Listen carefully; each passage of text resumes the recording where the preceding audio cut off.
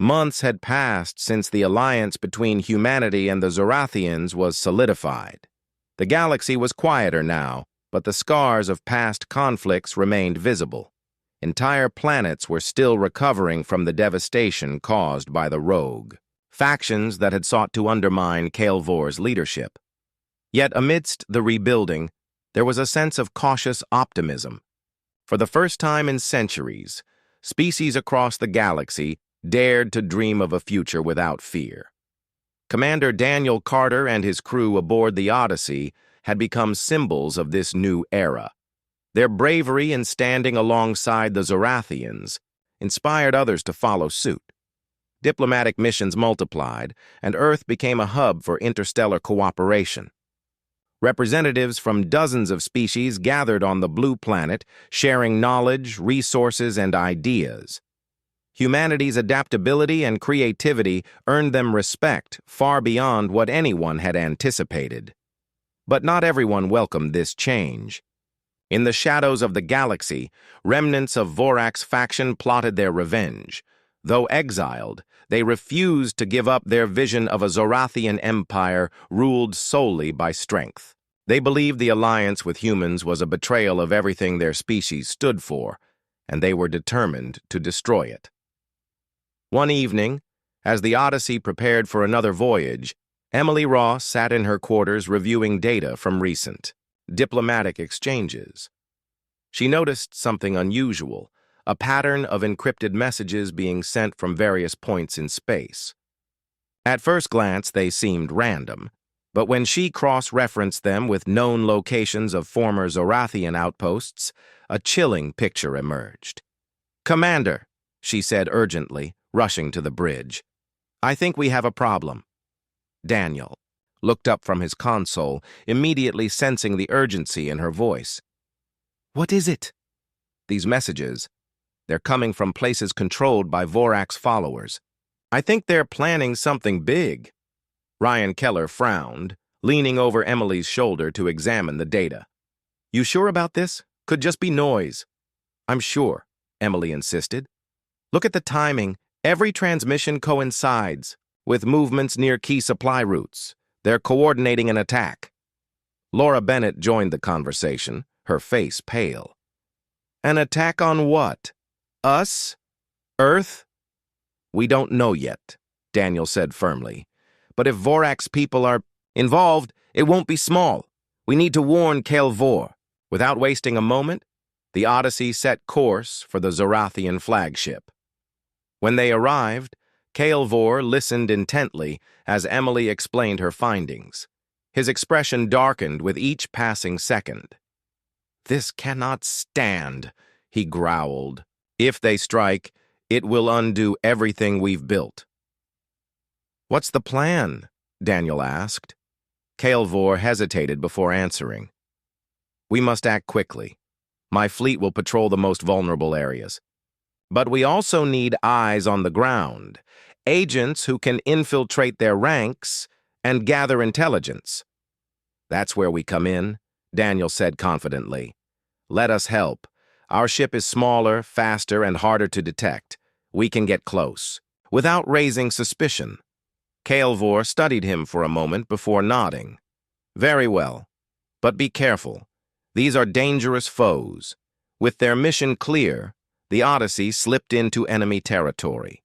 The crew worked tirelessly, using every trick they had learned during their previous encounters with the Zorathians.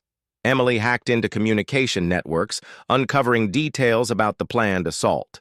Ryan modified the ship's systems to make it nearly invisible to sensors. Laura prepared medical kits, knowing injuries were inevitable. And Daniel coordinated their efforts, keeping everyone focused despite the mounting tension. Their breakthrough came when they intercepted a message revealing the target, a massive orbital station serving as a hub for trade and diplomacy. Dozens of species relied on the station for supplies and safe passage. If it fell, chaos would spread across the galaxy. "We have to stop them," Emily said, her voice trembling with urgency. "If that station goes down, the Alliance falls with it." Daniel nodded grimly. "Then we'll hit them before they hit us."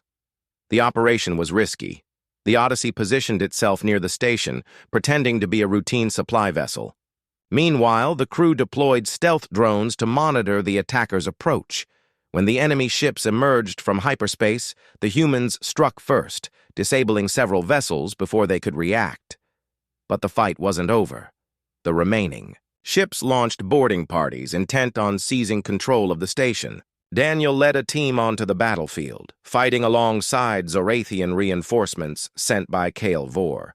The combat was fierce, with both sides taking heavy losses. Despite the odds, the humans and Zorathians held their ground, driven by the knowledge that failure meant the collapse of everything they had fought for. In the heat of the battle, General Vorak himself appeared, leading the charge. His presence sent shockwaves through the defenders. He moved with terrifying speed, cutting through anyone who dared stand in his way. When he reached Daniel, the two locked eyes, hatred burning in Vorak's gaze. "You should have stayed out of our affairs, human," Vorak snarled, raising his weapon. Daniel didn't respond.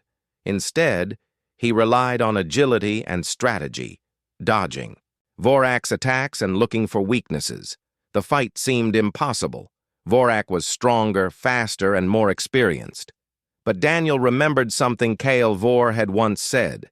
True strength lies not in brute force, but in resilience and determination. Summoning every ounce of courage, Daniel found an opening. Using a discarded piece of debris as a shield, he disarmed Vorak and delivered a decisive blow. The general stumbled, then collapsed, his body crumpling to the floor. As the dust settled, the surviving attackers fled, realizing their mission had failed. The station was safe, for now. Exhausted but victorious, the crew of the Odyssey regrouped with the Zorathians, tending to the wounded and assessing the damage. When Kael Vor arrived, he surveyed the scene with a mixture of pride and sorrow. "You have done the impossible once again," he said to Daniel. "Your courage saved countless lives today." "It wasn't just us," Daniel replied. "It was all of us. Humans, Zorathians, and everyone else who believes in this alliance." Kael Vor nodded solemnly. "Then let this be a lesson to all. Unity is our greatest weapon against division." In the weeks that followed, news of the victory spread throughout the galaxy. Vorak's defeat marked the end of the extremist faction, leaving the path clear for Kael Vor's vision of cooperation to take root. More species joined the alliance, eager to contribute to a brighter future. Trade flourished, scientific advancements accelerated, and old rivalries began to fade. On Earth, celebrations erupted as humanity embraced its role as a leader in this new era. Schools taught lessons about the importance of teamwork and understanding. Artists created works honoring the bond between humans and Zorathians. Even skeptics like Ryan Keller found themselves inspired by the changes unfolding around them. As the Odyssey embarked on its next mission, Daniel reflected on how far they had come. From their first encounter with the Zorathians to the battles, they had fought together. Every step had brought them closer to a galaxy united by hope instead of fear. "Do you think we'll ever see a day when war becomes unnecessary?" Laura asked one evening, gazing at the stars. Daniel smiled faintly. "Maybe not in our lifetime. But if we keep working toward it, maybe someday." Emily nodded, her eyes shining with determination. "And until then, we'll keep doing what we do best, proving that even the smallest spark can light up the darkest corners of the universe." Together they sailed onward, ready to face whatever challenges lay ahead. The strongest species in the galaxy had met humans, and nothing would ever be the same again. The aftermath of the battle left both humans and Zorathians weary but determined. Earth had been saved, but the cost was high. Lives were lost, ships were destroyed, and trust between allies was tested. Yet, amidst the wreckage, something remarkable had emerged, a fragile but growing bond between two vastly different species. For the first time, humanity and the Zorathians stood side by side, united not by force or fear, but by shared struggle and mutual respect. Commander Daniel Carter gathered his crew on the Odyssey for one final meeting before heading back to Earth. "We've done something extraordinary," he began. "Not just for ourselves, but for the galaxy. We've shown that cooperation is possible, even with those who seem so different from us." Emily Ross nodded, her mind still buzzing with ideas. "This isn't the end. It's just the beginning. If we can keep working together, we might be able to prevent another attack like this from happening again." Ryan Keller, ever the skeptic, crossed his arms. "It's not going to be easy. There are still plenty of Zorathians who don't trust us, and probably never will." "That's true," Daniel admitted, "but change takes time. What matters is that Vor believes in this alliance. As long as he does, there's hope." Laura. Bennett added softly, "And maybe over time others will come around too. They've seen what we can do when we work together. That has to mean something."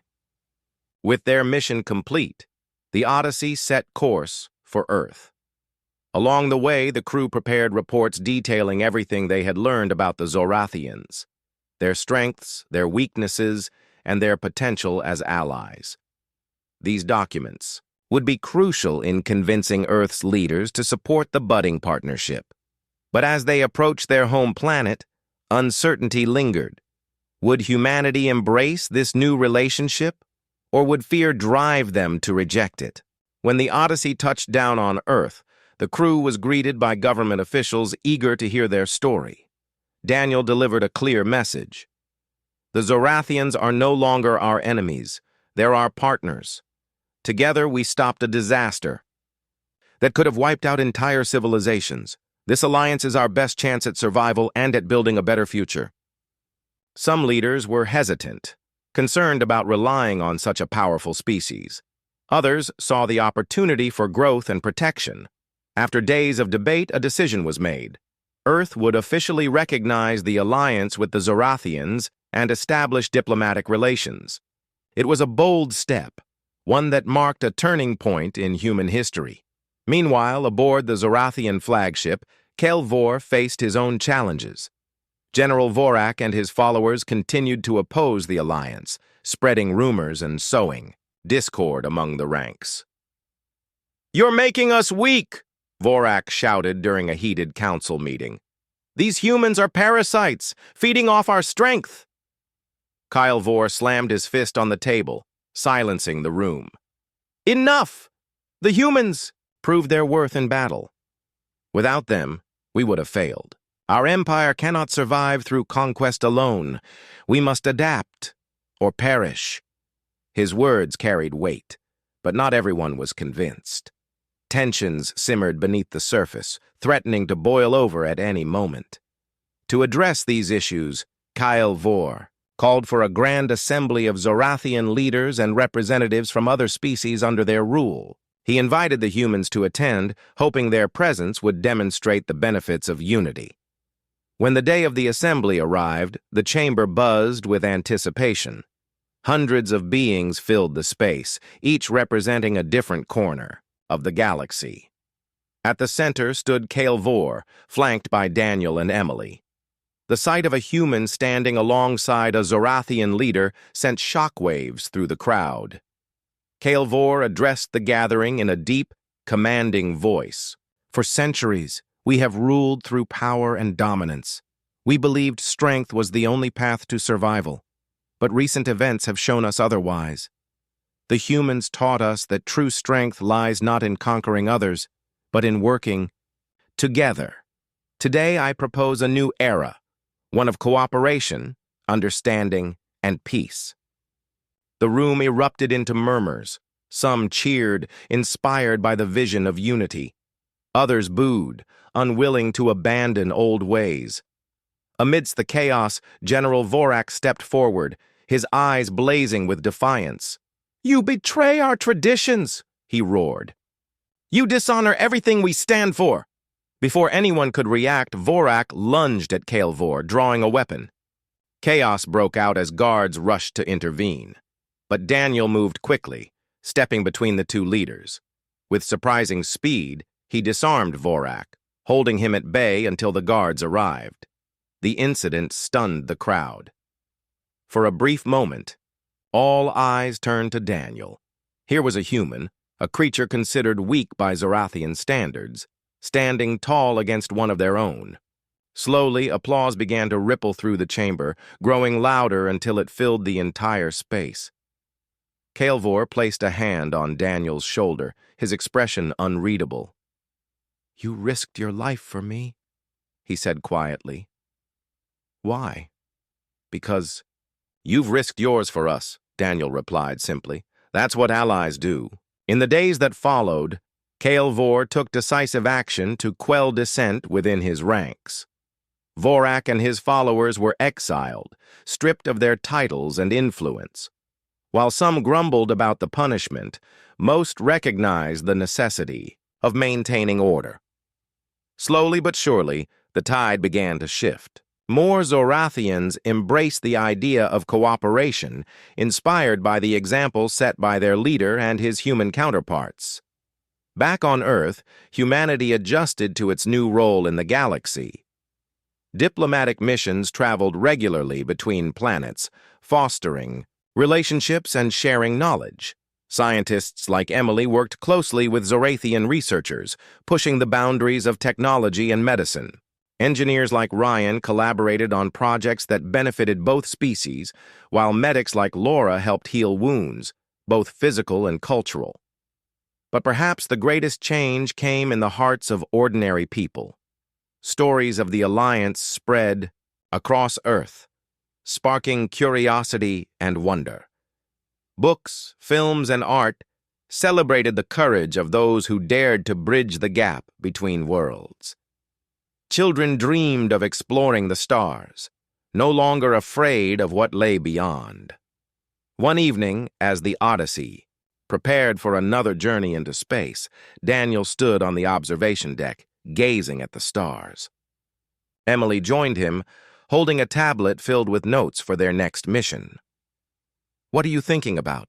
she asked gently. "How much has changed?" Daniel replied. "A year ago, we were just explorers, wandering blindly through the unknown. Now we're part of something bigger, something that could shape the future of the galaxy." Emily smiled. "And it all started because we didn't give up, because we chose to believe in the possibility of something better." Daniel nodded. "Yeah. And now, anything feels possible." As the Odyssey launched into the void, it carried with it the hopes and dreams of two species, and countless others, waiting to join the journey. The strongest species in the galaxy had met humans, and nothing would ever be the same again. Together, they had proven that even in a universe filled with darkness, light could shine through. And that light came, not from strength or power, but from trust, courage, and the willingness to reach out a hand across the stars. The second day of the invasion began with an eerie silence. The Zetherians had paused their attacks, retreating to regroup and reassess their strategy. Their initial assault had failed to achieve the swift victory they anticipated, and this unexpected resistance left them confused. On Earth, however, the quiet was anything but peaceful. Soldiers manned their posts, civilians prepared makeshift shelters, and scientists worked around the clock to adapt and improve humanity's defenses. In New York City, General Alan Carter stood in the command center, staring at a large screen displaying the positions of the alien fleet. His mind raced as he considered the next move. The Zetherians weren't just going to give up. They were planning something bigger, something deadlier. He turned to Dr. Laura Bennett, who sat nearby, typing furiously on her tablet. "What do you think they're doing?" Carter asked, his voice calm but firm. Bennett looked up, pushing her glasses further up her nose. "They're analyzing us," she replied. "Their arrogance made them underestimate us at first. Now they're trying to figure out why we're not crumbling like they expected." Carter nodded. "Good. That gives us time to strike back before they recover." Across the Globe Humanity's response grew more organized. In Los Angeles, Captain Ryan Mitchell led his squad through the ruins of the city. The streets were littered with debris from the previous day's battles, but the soldiers moved with purpose. Mitchell stopped near a collapsed building and knelt, examining the ground. "Sir, what are we looking for?" asked one of his men, Private Jake Harper. Mitchell pointed to faint scorch marks on the pavement. "These aren't from our weapons. They're tracking patterns. Alien scouts mapping the area." He stood and glanced around. "We need to ambush them before they report back." The squad set up a perimeter, hiding among the rubble. It wasn't long before a group of Zetherian drones appeared, hovering silently above the wreckage. Without hesitation, Mitchell signaled his team to open fire. Energy blasts erupted from their rifles, striking the drones with pinpoint accuracy. Within moments, the machines exploded into shards of metal, crashing to the ground. "Nice work," Mitchell said, holstering his weapon. "Let's keep moving." Meanwhile, in Chicago, hacker Mia Rodriguez sat hunched over her computer in her small apartment. She had managed to tap into the Githerians' communication network, intercepting fragments of their transmissions. Though much of it was garbled and incomprehensible, she pieced together enough to understand their intentions. "They're planning another attack," Mia muttered to herself, her fingers flying across the keyboard. "But there's something else. A backup plan if things go wrong." She leaned closer to the screen, squinting at the data. Hidden within the code was a reference to a massive weapon, a device capable of obliterating entire planets.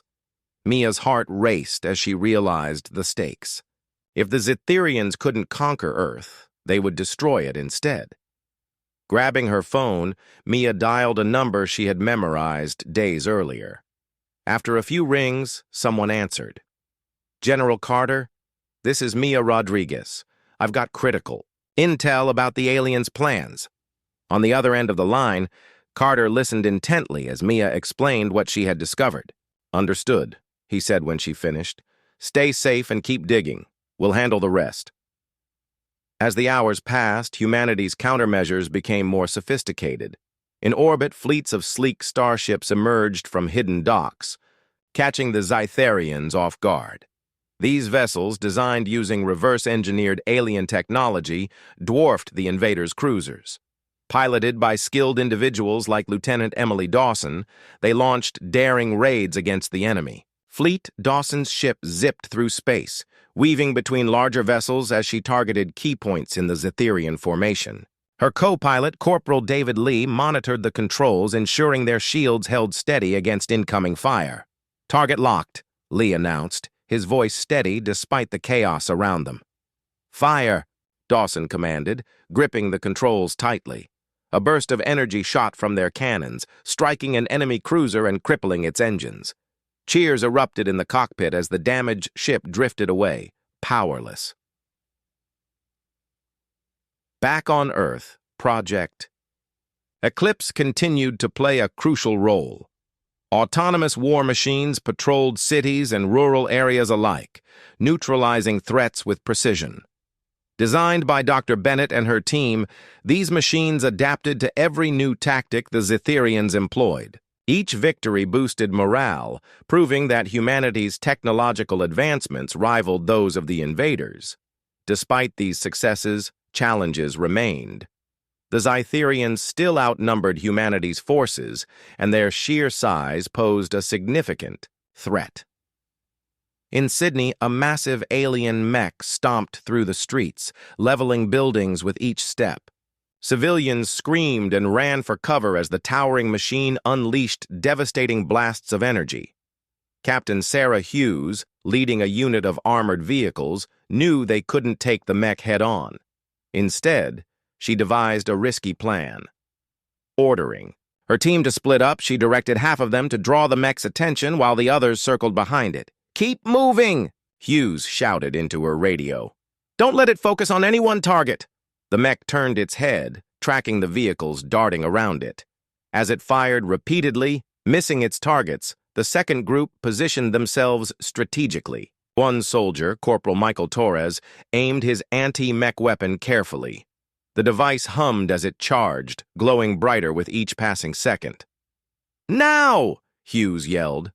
Torres pulled the trigger, releasing a concentrated beam of energy that struck the mech's leg joint. With a deafening crash, the giant machine toppled over, shaking the ground beneath it.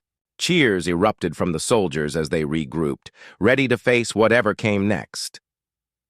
Throughout the day, similar victories unfolded across the planet. Humanity's resilience inspired even those who had initially doubted their chances. In London, volunteers formed rescue teams, pulling survivors from collapsed buildings and providing medical care. In Tokyo, engineers worked tirelessly to repair damaged infrastructure, ensuring essential services remained operational. Yet, amidst the triumphs, reminders of the cost of war lingered. Families mourned, loved ones lost in the fighting, and cities bore scars that would take years to heal. But even in grief, there was determination. People refused to give up, knowing their fight wasn't just for survival, it was for the future of their species. By evening, the Zetherians resumed their attacks, deploying waves of reinforcements. This time, however, humanity was ready. Soldiers fought with renewed vigor, supported by advanced technology and unwavering resolve. In the skies, starships clashed in dazzling displays of light and sound, while on the ground, troops pushed back against the invaders with relentless ferocity. Commander Vorthak watched the battle unfold from his flagship, his mandibles twitching. In frustration, his underestimation of humanity had cost him dearly, and now he faced a formidable opponent. Still, he refused to admit defeat. Activating a secure channel, he issued orders to his officers. "Prepare the Obliterator," he commanded. "If these humans will not surrender, then they will perish along with their world." Unbeknownst to him, Mia Rodriguez intercepted the transmission. Her eyes widened as she decoded the message, realizing the full extent of the danger. Quickly, she relayed the information to General Carter, who immediately assembled his advisors. "We can't let them activate that weapon," Carter declared, pacing the room. "We need to locate it and disable it before it's too late." Dr. Bennett stepped forward, her expression serious. "I have an idea. If we use Project Eclipse to infiltrate their systems, we might be able to trace the weapon's location." Wright nodded. "Do it. Time is running out." As night fell once more, humanity braced itself for the final phase of the conflict. The Zetherians had underestimated them, but the invaders were far from defeated. The coming hours would determine the fate of Earth and perhaps the galaxy itself. Despite the uncertainty, hope burned brightly in the hearts of many. Ordinary people had risen to extraordinary challenges, proving that unity and courage could overcome even the greatest odds. Whatever lay ahead, humanity stood ready to face it, to fight for their home, and ensure that their story did not end here. The sky above Earth turned dark as massive alien ships descended from the vastness of space. These ships were enormous, their metallic surfaces gleaming with an eerie glow under the fading sunlight. Weapons bristled along their hulls, and strange energy pulses flickered around them like a warning to anyone who dared oppose their arrival. The air grew heavy, almost suffocating, as if the atmosphere itself could sense the impending danger. People all over the world stopped what they were doing to stare upward. In New York City, crowds gathered in Times Square, pointing at the looming shapes that blocked out the sun. Parents held their children close, while others frantically tried to call loved ones on phones that no longer worked. The invaders had disrupted communications across the planet, leaving humanity isolated and vulnerable. It was clear this wasn't just some random appearance, it was an invasion. The aliens identified themselves as the Zetherians, a race known for conquering countless planets throughout the galaxy. They broadcasted their message in perfect English, which sent chills down everyone's spines. Their leader, Commander Vorthak, appeared on screens worldwide. His face was insect-like, with sharp mandibles and cold, unblinking eyes that seemed to pierce through the souls of those watching. Behind him stood rows of soldiers clad in sleek armor, exuding power and menace. "Humans," Vorthak began, his voice deep and mechanical. "We are the Zetherian Empire. Your species is weak, divided, and unworthy of controlling such a valuable planet. Surrender now, or face total annihilation." His words echoed in every language, making sure no one missed the ultimatum. The screen then cut to images of other worlds the Zetherians had conquered, cities reduced to rubble, landscapes scorched beyond recognition. The message was clear: resistance would be futile, but not everyone fell into despair. Deep beneath the streets of Manhattan, General Alan Carter sat in a secure command center surrounded by monitors displaying real-time updates from around the globe. He leaned forward, his hands clasped tightly together as he studied the situation. A decorated military officer with decades of experience, Carter knew panic wouldn't help anyone. Instead, he focused on finding solutions. Beside him stood Dr. Laura Bennett, a scientist whose work had long been shrouded in secrecy. She wore glasses perched on her nose and carried a tablet filled with data streams. Her calm demeanor contrasted sharply with the chaos unfolding outside. Together, she and Carter exchanged brief glances before turning back to the task at hand. There was something neither of them mentioned aloud, but both understood. Humanity had prepared for this moment, even if most people didn't know it. Years earlier, scientists had detected faint signals coming from deep space, signs of intelligent life exploring nearby star systems. While governments debated how to handle the discovery, certain individuals took matters into their own hands. Dr. Bennett had spearheaded a top-secret project aimed at developing advanced technology capable of defending Earth against potential threats. Now that preparation might make all the difference. As the Zetherians continued their descent, smaller ships detached from the main fleet and entered Earth's atmosphere. These vessels moved swiftly, targeting major cities like Tokyo, London, and Sydney. Explosions erupted as they fired upon landmarks, sending shockwaves rippling through the ground below. Buildings crumbled, fires raged, and panic spread like wildfire among the population. Yet amidst the destruction, there were signs of hope. In Los Angeles, Captain Ryan Mitchell led a team of elite soldiers equipped with cutting-edge gear. Their suits enhanced strength and speed, allowing them to dodge enemy fire with ease. Each soldier carried a rifle unlike anything the Zetherians had seen, a weapon designed specifically to counter alien technology. When the first wave of attackers landed, Mitchell gave the order to engage. What followed was a flurry of action too fast for the naked eye to follow. Within minutes, the invaders lay defeated, their bodies sprawled across the battlefield. Similar victories occurred elsewhere. In Chicago, civilians watched in awe as autonomous drones patrolled the skies, intercepting hostile aircraft before they could cause harm. These machines weren't part of any public program. They belonged to Project Eclipse, another initiative overseen by Dr. Bennett. Though few knew about it, its existence proved crucial during the early stages of the invasion. Tecoum.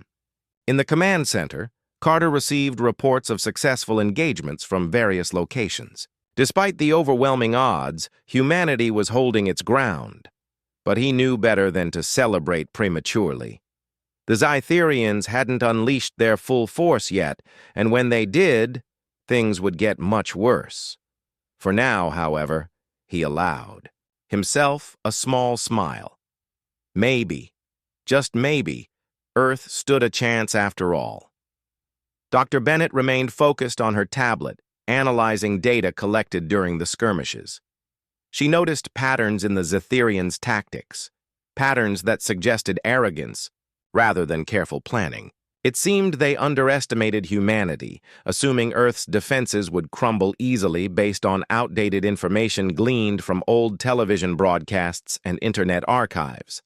Little did they know, humanity had evolved far beyond those primitive days. Outside, night fell quickly, casting everything in shadow. Emergency lights illuminated the streets where survivors huddled together seeking safety. Above them, the alien armada loomed ominously, waiting for orders from Commander Vorthak. No one knew what tomorrow would bring, but one thing was certain. Humanity wouldn't go down without a fight. For hours the battle raged on. Soldiers fought bravely, civilians helped each other, and scientists worked tirelessly behind the scenes.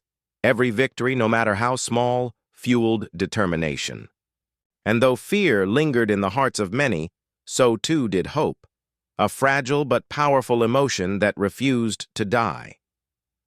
By dawn, the Zetherians realized their initial assault hadn't gone as smoothly as planned. Cities still stood, and human resistance showed no signs of weakening.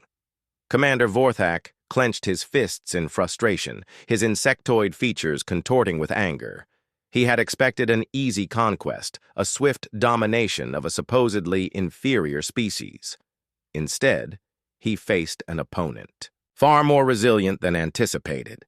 Unbeknownst to him, humanity's greatest weapons had yet to be revealed. Beneath the surface, hidden facilities buzzed with activity as final preparations were made. Machines powered up, algorithms recalibrated, and strategies refined. All around the world, ordinary men and women rose to meet extraordinary challenges, proving time and again that courage and ingenuity could overcome even the gravest threats. And so, as the sun rose once more, painting the horizon with streaks of orange and pink, Earth prepared for round 2.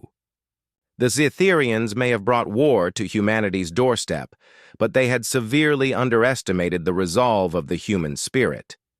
Whatever happened next, one truth became undeniable. Humanity wasn't going to surrender. Not today, not ever. The journey back from the mysterious sphere left Ethan Cole and his team with more questions than answers. Ares had spoken of potential, trust, and responsibility, but its words were cryptic, leaving room for interpretation. The vision of the galaxy dotted with civilizations lingered in their minds, a reminder of how vast and complex the universe truly was. Humanity had taken its first steps into the stars, but now it faced the daunting task of finding its place among countless others. As the Aegis approached Earth, the crew prepared to share what they had learned. News of their encounter with Ares spread quickly, sparking both excitement and unease. Governments demanded explanations, scientists clamored for data, and ordinary citizens wondered what this meant for Earth's future. For Ethan, the pressure was immense. He knew that every decision he made would shape humanity's role in the galaxy, for better or worse. When the team landed, they were greeted by a mix of celebration and scrutiny. Reporters swarmed them as they exited the ship, microphones thrust forward and cameras flashing. "What did Ares say?" one shouted. "Are we safe now?" another asked. Ethan raised a hand to quiet the crowd, his expression calm but serious. "We've been given an opportunity," he began, his voice steady. "An opportunity to prove ourselves, not just to Ares, but to the entire galaxy. Our survival depends on cooperation, not conflict." His words resonated with many, but skepticism remained. Some feared that relying on alien technology or divine intervention would make humanity vulnerable. Others worried about the cost of earning trust in a universe where alliances could shift overnight. Ethan understood their concerns, but he also believed that humanity had no choice but to move forward. In the weeks that followed, Earth embarked on a new era of exploration and diplomacy. Ships equipped with advanced navigation systems ventured farther into space than ever before, mapping uncharted regions and establishing contact with distant civilizations. These missions were risky. Not all encounters ended peacefully. Some species viewed humanity with suspicion, while others outright rejected any form of interaction. But slowly, relationships began to form. Claire Dawson played a vital role in these efforts. Her ability to decipher alien languages allowed her to act as a mediator during tense negotiations. She often found herself explaining human customs and values to beings who saw Earth as little more than a curious anomaly. It wasn't easy. Misunderstandings were common, but Claire's patience and empathy helped bridge cultural divides. Ryan Bennett focused on developing sustainable technologies, ensuring that humanity's advancements benefited everyone rather than a select few. Under his leadership, engineers created energy-efficient engines, medical devices capable of healing wounds in seconds, and tools designed to preserve fragile ecosystems. These innovations not only improved life on Earth, but also demonstrated humanity's commitment to progress without destruction. Rachel Meyer continued her work studying ancient artifacts, uncovering clues about civilizations long gone. Her discoveries painted a picture of a galaxy shaped by cycles of growth and collapse. Each relic told a story of triumphs, failures, and lessons learned. Rachel believed that understanding the past was key to navigating the future, and she shared her findings with anyone willing to listen. Despite these successes, challenges persisted. Corporations and governments clashed over control of alien technology, sparking debates about ethics and accountability.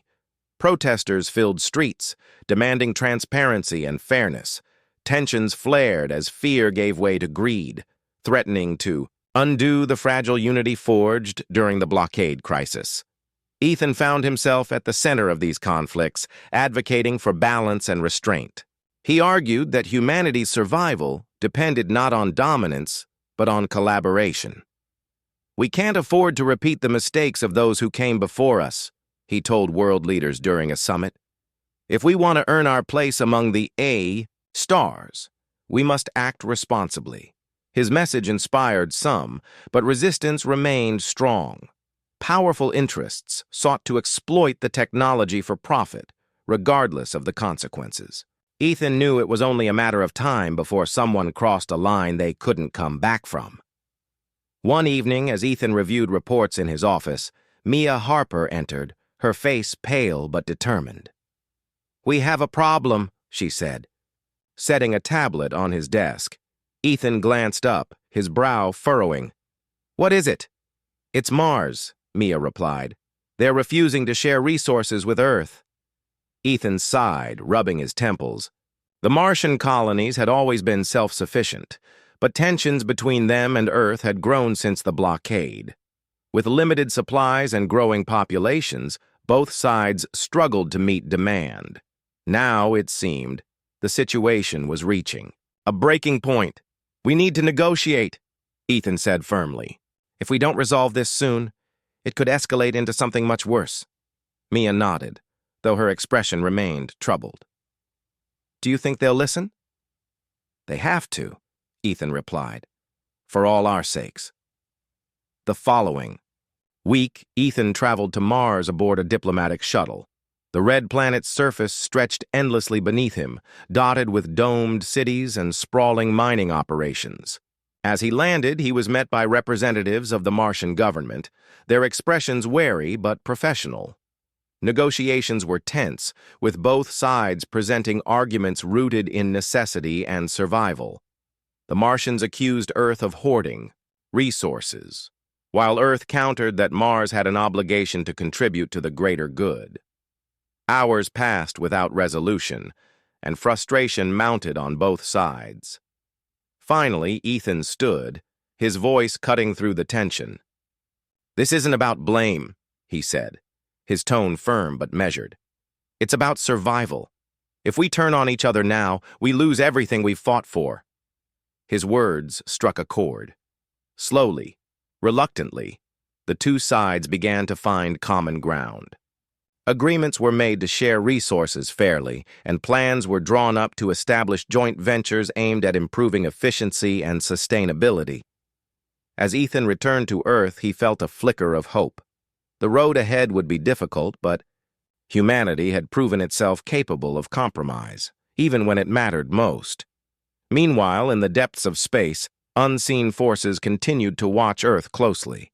The alien coalition that had erected the barrier regrouped, analyzing humanity's actions and debating their next move. Some argued for immediate retaliation, while others advocated caution. Humanity had shown resilience, ingenuity, and a willingness to adapt, but also uncertainty and vulnerability. Among them was a figure cloaked in shadow, its presence commanding yet enigmatic. It observed the report silently, its glowing eyes reflecting both curiosity and concern. When it finally spoke, its voice carried the weight of authority. "They are young," it said, addressing the council. "Impulsive, reckless, but capable of growth." Perhaps the blockade was premature. "And now?" another voice asked. "What do we do about them?" The figure paused, considering its response carefully. "We wait. Observe. Let them prove themselves. If they succeed, they may yet earn their place among us. If they fail," it trailed off, leaving the rest unsaid. As the council dispersed, the figure turned its attention back to Earth. Billions of lives, countless dreams, and untold potential, all balanced on the edge of a knife. The outcome was uncertain, but one thing was clear: humanity's journey was only beginning. Back on Earth, Ethan prepared for the challenges ahead. Diplomatic missions launched, reaching out to neighboring systems in hopes of establishing peaceful relations. Scientists worked around the clock to develop sustainable uses for alien technology, ensuring it benefited all of humanity rather than a select few. And Ethan, along with his team, continued to push boundaries, driven by a shared belief in a brighter future. Late one night, as he reviewed plans for a new interstellar probe, Ethan glanced out his window at the stars. They seemed closer now, almost within reach. For the first time in a long time, he smiled. "We're ready," he whispered to himself. "Bring it on." And somewhere, amidst the endless expanse of the cosmos, the universe listened. The victory over the alien fleet was a moment of triumph, but it didn't feel like one. The crew of the Aegis sat in stunned silence as the remnants of the enemy ships disappeared into the void. Earth's forces had survived, but at a great cost. Dozens of ships were lost, hundreds of lives sacrificed, and the scars of battle lingered in every corner of humanity's fragile defenses. Ethan Cole stared out the viewport, his hands gripping the railing tightly. The stars seemed brighter, now that the barrier was gone, but their beauty offered little comfort. He replayed the events of the battle in his mind, the chaos, the sacrifices, and the terrifying power of Ares. It wasn't just the aliens they had fought. It was fear itself. Fear of what humanity might become if left unchecked. Fear of the unknown lurking beyond the stars. Mia Harper approached him quietly, her face pale but resolute. "We did what we had to do," she said softly, as if reading his thoughts. "But you're right. It came at a price." Ethan nodded, his voice barely above a whisper. "I keep thinking about what Ares said, about how power unchecked corrupts. What happens if we start using its technology for ourselves? Will we end up becoming the very thing those aliens feared?" Mia hesitated, then placed a hand on his shoulder. "That's why we have to be careful. We can't let this change us, not completely. If we use what we've learned to protect Earth instead of conquer others, maybe we can prove them wrong." Her words gave Ethan a flicker of hope, but doubt still gnawed at him. Humanity had been given a second chance, but second chances weren't guarantees. The galaxy was vast and dangerous, filled with civilizations far older and more advanced than Earth. Surviving meant more than winning battles. It meant earning trust, respect, and a place among the stars. Back on Earth, the aftermath of the battle unfolded in ways no one could have predicted. News of humanity's victory spread, quickly sparking celebrations across the globe. Cities lit up with fireworks, and crowds gathered in public squares to cheer for the heroes who had saved the planet. But beneath the surface, tensions simmered. Governments argued over how to handle the newfound access to alien technology, while corporations scrambled to claim pieces of the spoils. The unity forged during the crisis began to fracture under the weight of greed and ambition. At the Global Space Research Institute, Ethan and his team worked tirelessly to analyze the data collected during the battle. They pored over recordings of alien transmissions, studied fragments of destroyed ships, and reverse-engineered weapons systems left behind by Ares. Every discovery brought both excitement and unease. The potential applications of this technology were limitless, but so were the risks. Ryan Bennett, ever the pragmatist, voiced his concerns during one of their late-night meetings. "This stuff is incredible, no doubt about it," he said, gesturing to a holographic display of an alien weapon schematic. "But if we start mass-producing it, what's stopping someone from using it against us, or worse, turning it on each other?" Claire Dawson nodded, her expression troubled. "And what about the aliens? Sure, we drove them off this time, but they'll be back. Or maybe someone else will come knocking. We can't rely on Ares to bail us out every time." Rachel Meyer, the archaeologist, leaned forward, her eyes sharp with determination. "Then we need to focus on diplomacy. If we can find a way to communicate with these civilizations, if we can show them we're not a threat, maybe we can avoid another war." Ethan sighed, running a hand through his hair. "Easier said than done. They didn't exactly roll out the welcome mat last time." "True," Mia chimed in. "But maybe we misunderstood their intentions. Maybe the barrier wasn't just about keeping us trapped. It was about testing us, seeing if we could rise to the challenge." The idea gave Ethan pause. Could it be possible? Had the blockade been less about punishment and more about evaluation? If so, then humanity's survival hinged not just on strength, but on wisdom. They couldn't afford to act recklessly or selfishly, not when the entire galaxy was watching. In the weeks that followed, Earth began rebuilding. Factories reopened, trade routes resumed, and efforts to restore communication with Mars and other colonies intensified. The scars of the blockade remained visible in empty store shelves, abandoned projects, and families torn apart, but progress was undeniable. Slowly, but surely, life returned to normal. For Ethan and his team, however, normalcy felt distant. They were thrust into the spotlight, hailed as saviors of humanity. Invitations to speak at conferences, interviews with reporters, and requests for advice flooded in daily. While grateful for the recognition, Ethan found himself growing increasingly uncomfortable. He didn't see himself as a hero. He saw himself as a scientist caught in extraordinary circumstances. One evening, as he walked home from the institute, he stopped by a park overlooking the city skyline.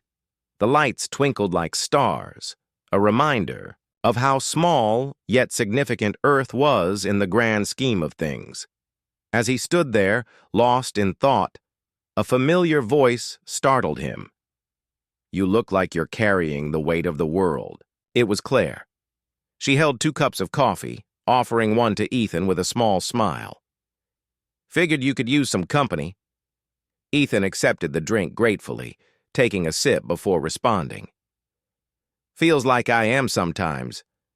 Everyone expects answers, solutions, miracles.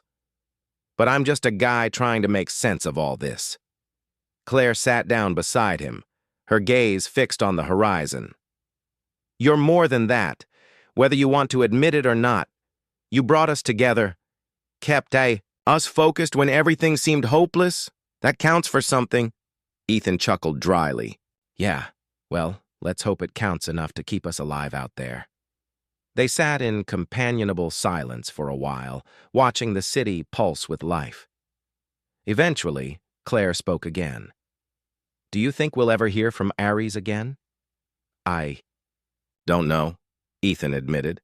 "Part of me hopes we do. It feels like we owe it gratitude. But part of me is scared of what it might ask of us next." Claire nodded thoughtfully. "Either way, we'll face it together. Whatever comes next, we've proven we can handle it." Her words stayed with Ethan long after they parted ways. For the first time in months, he allowed himself to believe in the possibility of a future where humanity could stand alongside the stars without fear or shame. Meanwhile, in the depths of space, unseen forces watched Earth closely. The alien coalition that had erected the barrier regrouped, analyzing their defeat and debating their next move. Some argued for immediate retaliation, while others advocated caution. Humanity had shown resilience, ingenuity, and a willingness to fight, but also uncertainty and vulnerability. Among them was a figure cloaked in shadow, its presence commanding yet enigmatic. It observed the report silently, its glowing eyes reflecting both curiosity and concern. When it finally spoke, its voice carried the weight of authority. "They are young," it said, addressing the council. "Impulsive, reckless, but capable of growth." Perhaps the blockade was premature. "And now?" another voice asked. "What do we do about them?" The figure paused, considering its response carefully. "We wait. Observe. Let them prove themselves. If they succeed, they may yet earn their place among us. If they fail—" It trailed off, leaving the rest unsaid. As the council dispersed, the figure turned its attention back to Earth. Billions of lives, countless dreams, and untold potential, all balanced on the edge of a knife. The outcome was uncertain. But one thing was clear: humanity's journey was only beginning. Back on Earth, Ethan prepared for the challenges ahead. Diplomatic missions were launched, reaching out to neighboring systems in hopes of establishing peaceful relations. Scientists worked around the clock to develop sustainable uses for alien technology, ensuring it benefited all of humanity rather than a select few. And Ethan, along with his team, continued to push boundaries, driven by a shared belief in a brighter future. Late one night, as he reviewed plans for a new interstellar probe, Ethan glanced out his window at the stars. They seemed closer now, almost within reach. For the first time in a long time, he smiled. "We're ready," he whispered to himself. "Bring it on." And somewhere, amidst the endless expanse of the cosmos, the universe listened.